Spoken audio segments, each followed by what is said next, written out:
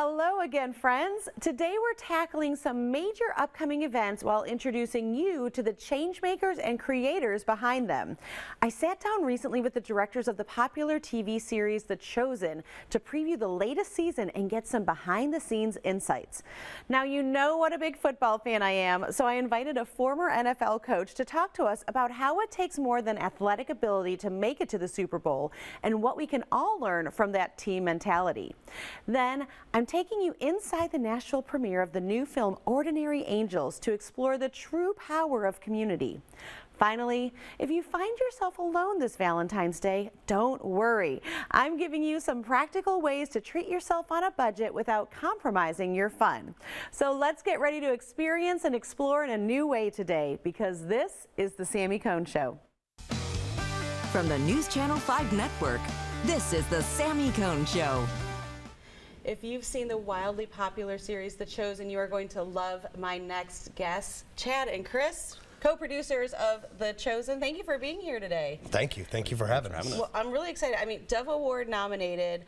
Did I hear it's one of the most popular crowd-funded series of all times? I mean, did you ever dream that you would be in this position when you first came up with the idea? We like to say when we were making season 1 and we made episodes 1 through 4, we didn't even know if we were going to make episodes 5 through 8. Wow. So to think that we're now about to release season 4, getting ready to go shoot season 5, there's no way we could have anticipated this. That's incredible. I mean, the trailer just dropped, right, for season 4. And you guys just came from somewhere kind of special. Did I hear Chosen Con? Chosen Con. Actually, yeah, there were no Star Trek costumes at this one, I'm assuming. No. we did have some interesting characters show up. But okay. No. So it's funny because we joke about it. It actually started off as a joke. So we're in the middle of COVID. So season 2. We had just done Sermon on the Mount. I think we had literally just kind of sat down, and so we had just had 2,300 people come through that were all our fans, right? Just people who were excited to participate. They actually made their own costumes. They flew themselves in. They did their own COVID tests. Oh, you're kidding. They put themselves up. I mean, Hollywood's calling and going, okay, how are you getting all these extras? And we're like, well, they're paying us to come. Wow. And so, again, we don't quite remember who, but sitting around a room, there's a guy by the name of Daryl Eves, who's our YouTube guru, who does a thing called Bid Summit. And we were like, what would a Chosen Con look like? And just kind of in passing. So now here we are, flash forward, and we had, it was 3,500 to 4,000 people come into Dallas and spend 2 days, and it was amazing. It incredible. Was well, that just shows literally how passionate people are about this project. And you mentioned COVID. How did you pull all that off and keep production going during that time frame? Well, we're a show about Jesus, so to say that God wasn't blessing us during that time would be an understatement. Yeah. So, I mean, we honestly just kind of followed the rules as we should have. And as Chris mentioned during Sermon on the Mount, we got questioned quite a bit, like, how are you pulling this off? And to be honest with you, it was just kind of one door opened after another. But we just followed all the protocols and did what we needed to do. Of course, we had cases and we had different things and small setbacks, but we never experienced a shutdown. We never experienced any kind of mass outbreak or anything like that. So to get through COVID relatively unscathed for a TV show, hearing about all the different shows going through massive shutdowns and huge delays, we were very, very fortunate to just keep going. Yeah, I have to ask, I mean, it's my show, so I get to ask some questions that aren't on the list, right? But I would have to imagine not everyone that is on the show, working on the show behind the scenes, is a Christian or even believes in Jesus. No. Can you, I mean, have there been stories about conversations that have come about because of what people are working on? Yeah, no, it's interesting. So our approach is we hire the best people, right? And so, and that gives Chad and I, we believe that you have the ability to minister to people behind the scenes just as much as you do it in front of the camera. So, yeah, I think people know that it's different. Again, we started off very, very small, and so we could not compete, and we still even struggle to compete with the big shows because we're a fraction of the budget that you would have if you were on any period piece trying to pull this kind of thing off. So yeah, no, we've had cast and crew who have converted over time and have come to know Jesus, and so no, it's I'd say what, 50%, we think? We've never actually looked at the numbers because it's really not and again, we're not there for that. But it's probably I was going to say, it's not part of the financial plan. Everybody raise their hand. Now, I think it's probably, we're probably sitting at least 50% of the crew is probably not, if not more. We get a lot of comments, though, about just being different, right? And that's kind of even one of the sayings of our show. But there's a truth to it, because myself and Chris, it's how we've always operated as producers. Dallas, the creator, it's the same way for him. That we do our best to just treat people differently. And obviously Hollywood, stereotypes are there for a reason, right? Sure. They normally come out of some sort of truth. And obviously the stereotype in Hollywood is there's 10 like you, 20 better, and I'll go find somebody else if you don't like the job. Yeah. And we don't act that way. Obviously we have a show to make, so there's a lot of business of decisions that we have to make, but we do try to treat people with respect and dignity. And at the end of the day, we do have a show to make, so we do want to find the best people for the job. And honestly, we don't care whether they're believers or not. Absolutely. Well, I can't believe we have to wrap, but before I let you go, you're co-owners of Out of Order Studios. Anything else coming up that we can be looking forward to? Obviously the show is kind of our main focus right now. Season 4 is going to be coming out. It's going to be in theaters. The entire season this time. Exciting. Last time we did a couple of episodes in theaters. So the entire season will be in theaters in February. And then we'll start working on season 5 pretty close after that. Incredible. Chad Gunderson, Chris June, thank you so much for being here. Thank you. Make sure that you watch the next season of The Chosen. Thanks, guys. Absolutely. Appreciate it. With the Super Bowl approaching on Sunday, many of us are debating who will win or what we will eat. But I wanted to talk to someone that can take us through the idea of what is the mindset that it takes to get there in the first place. So I want to introduce you to my next guest, Les Steckel. Thank you for joining us today. Absolutely. So Coach Steckel, you are a former NFL coach. You're also the former president of the Fellowship of Christian Athletes and CEO, as well as a service member. Thank you for your service to our country. Can you talk to us about, we're like, okay, Chiefs and 49ers, but there's been a lot of preparation for these athletes to even get to the position that they're in. Can you just give us a little bit of an insight into what that is? Well, first of all, you have to have what I call a championship mindset. And the first day they come to training camp, every single player and coach in the NFL is saying, our goal is to go win a Super Bowl. But what really needs to happen behind the scenes is they really have to believe they can. Right. And then they have to be committed to what's been asked of them. And then they have to exercise the discipline. And believe it or not, they have to have a daily focus. But I've always found great athletes and teams, they have that inner strength and that inner confidence that most teams don't have. Yeah, I was going to say, even we talk about the athletes getting to that role, there's even fewer head coaches in the end. If someone's a head coach, you have to have proven yourself. So how do you instill that we before I mentality? Because you have to think that that's not the first time they've heard it, but there has to be something special that's happening. I have to tell you, Sammy, the 1999 Tennessee Titans, which I was the offensive coordinator for that Super Bowl team, when asked the question, what made them a great team, clearly one word, unselfish. They really were. I've always said, when people go to work, I always ask them, I went to work with 53 people who loved what they did, were real good at what they did, who worked real hard at what they did, and every day tried to get better at what they did. And so I always say, ask me, do you go to work with people like that? Yeah, that's good. You've not only coached in one Super Bowl, you've coached in 2. I hate to say that you didn't win that other Super Bowl you were in, but you lost to my Bears. So I'm going to put that in there only because he mentioned that his Jayhawks, we were having a little basketball discussion, but to be back on football here, some people are saying the Chiefs are not the best team. In fact, they're the underdog, even though they've won. This is their 3rd Super Bowl appearance in 5 years. How do they keep winning when they aren't expected to win? Well, I think without a doubt they have great leadership. I think the Clarks are fantastic owners of the Chiefs, tremendous, starting with Lamar Hunt years ago. Coach Reed's been in the business a long time. They have a plan. They've been preparing. They know what it's like now to go back to the Super Bowl and what it takes to go through a very grueling season. We call it the grind. Sure. But without a doubt, I think planning and preparing is important. And you still, like I said earlier, you have to believe. And I always used to tell the players, if you're planning to fail, that means you've failed to plan. That's so wise. You know, you said it, you have to have that mentality from the beginning. Many of us are never going to get to be at a Super Bowl, much less in a Super Bowl, but how can we embrace that mindset on our daily basis? Because I would have to imagine it translates to how we can succeed in our daily lives. You know, being president of the Fellowship of Christian Athletes, but dating back to my my sophomore year in college at Kansas University, and winning a Golden Gloves title, and a gentleman, a friend of mine, asked me to come hear a gentleman speak, and he did, and it changed my life, and I accepted Jesus Christ as my Lord and Savior. And I will tell you this, that when my two best friends are my pastor when I was with the Minnesota Vikings for years, and the other in Foxborough, Massachusetts with the Patriots. And one day on a walk, I talked to both of them. They know who each other are. They've never met. They just know the names. And I asked them what it would take to be a committed Christian on a daily basis. And they both told me the same thing. That is, were you in the Word and reading the Bible every single day? And do you pray faithfully every single day? And I said to myself, okay, I've been known to have self-discipline. I'm going to do that. And for 3 straight years, these last 3 years, I never missed a day.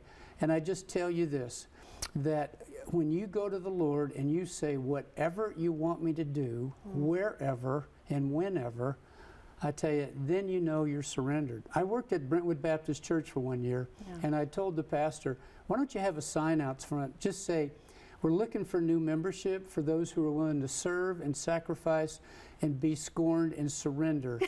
Please sign up at your earliest convenience. And that's what it takes, but people aren't willing to do that. And when you do, it's amazing the exciting life that God has promised you, as he says, an abundant life. I can't think of a better way to end. I do have to ask, do you have a choice for who's going to win?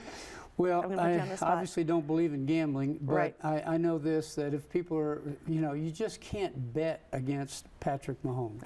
I would be with you there. Coach, thank you so much for joining us today. Of course, the Super Bowl is this weekend, but make sure you check out 1 Yard Short, a book by Coach Les Steckel. You're going to find a lot of the same wisdom here. Coach, thank you so much for joining us on the show. Thank you.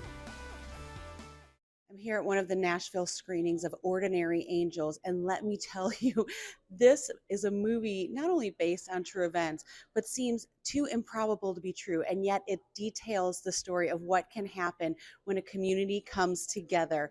Let me just show you a little bit of this and what went into making such a film.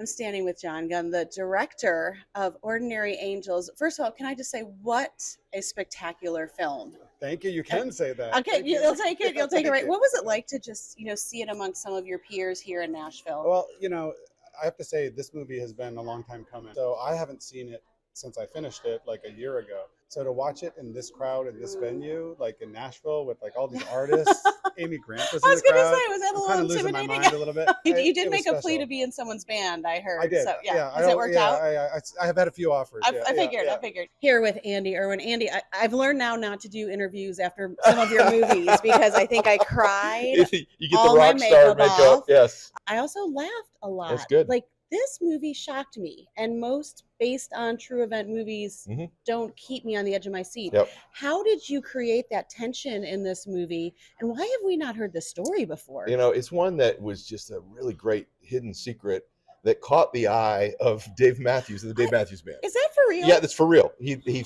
heard this story of faith, and he was like, it moved him, and he was like, it needs to be a movie.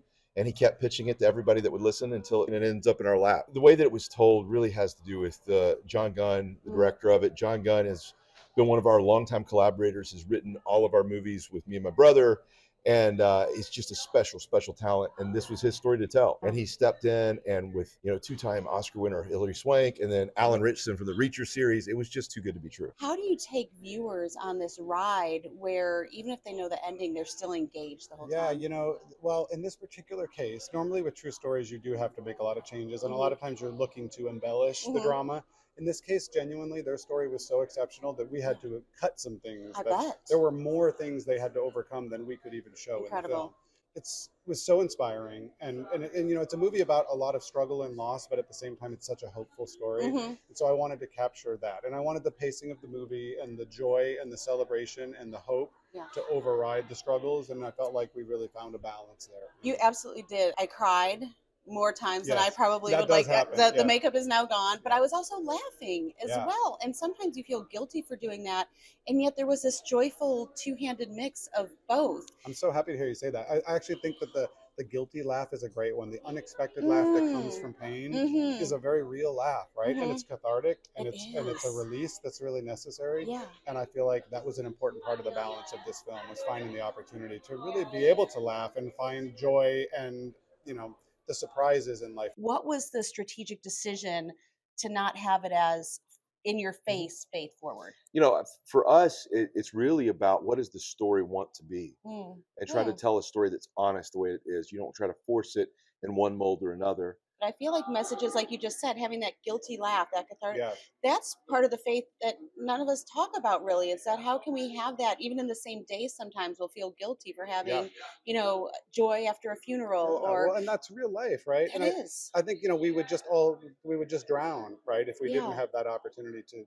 And sometimes you just, whether you like it or not, that happens. You laugh, you find joy, but also, you know, there are real struggles that are important to acknowledge, right? This is a man whose heart had been hardened from a lot of loss and pain, Right. And so, but to find the softening of the heart through an unexpected stranger and through family and through community is really a big part of the message of this story. Yeah, I'm glad you brought that up. Community, I feel like, is the character that doesn't get a credit Yes. in the film. Yeah. What would you say to people watching that really want to make a difference now after seeing something you know, like this?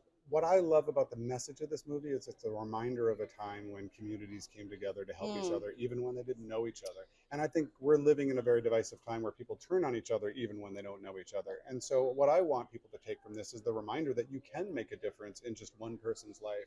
Sometimes you just have to look out, you know, your front door really to find somebody you can help and some positive impact you can have on someone's life, acting out your faith rather than just holding it to yourself within the walls of your own home. And so this is a movie about spreading it through a community, and it becomes contagious. Can you talk a little bit too about the donation element that's Yeah, happening? Because that's so impressive. There's an amazing organization that we partner with that helps wipe out medical debt. We're trying to bring awareness to them and bring donations in to them through the film that will actually go and find people that are overwhelmed by medical debt. It's a big part of the story. Yeah. Is that this family was $450,000 in medical debt, Incredible. couldn't keep your head above water, and then, you know, some circumstances come to really help the family.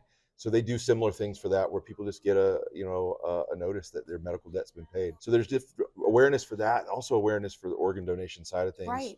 It's a story that speaks to both of those things. Ultimately, you know, ends on this destination of a rush of hope. Yeah. And that's the story. It leaves you cheering at the end, and it's amazing. It preaches community. Yeah. And that's what we all need more of Absolutely. coming together to help those we might not even know, but can really make a difference in their lives. It comes out February 23rd.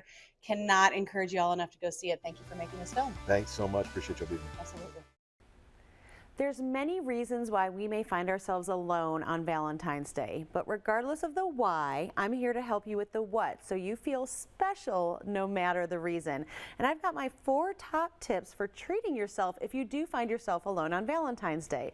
So let's start with tip number 1, and that's to buy plants, not flowers. Now, a lot of women like to buy flowers for themselves, and that's fine, but flowers die quickly if you hadn't noticed. So my go-to is to make a little run to Trader Joe's, because not only do they have really helpful people, really affordable prices too. So all of these plants that you're going to see are right around $10. And I just picked up a few, but this beautiful orchid that's long lasting, this is actually a money tree. Now I cannot confirm or deny whether or not it actually grows cash. I haven't had it long enough, but I just love the idea of having a money tree in my house. You see the succulents, you see the bulbs in the glass vase.